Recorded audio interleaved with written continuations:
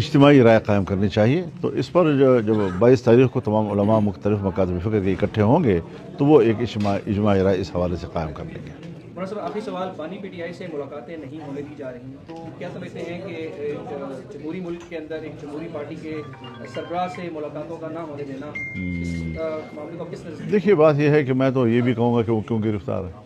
मैं तो ये भी कहूँगा कि उनके साथ मुलाकात की इजाज़त क्यों नहीं दी जा रही। न मैं सियासतदानों की गिरफ्तारी के हक़ में हूँ, न मैं सियासतदानों के साथ मुलाकात को बंद देखना चाहता हूँ।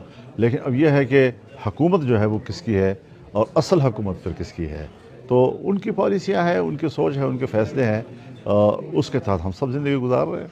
सर, मैं आपको कुछ दिनों पहले सर इस्लामाबाद के कन्वेंशन सेंटर में उलमाए किराम को इकट्ठा किया गया, इस पर सर आप क्या तबसरा करते हैं?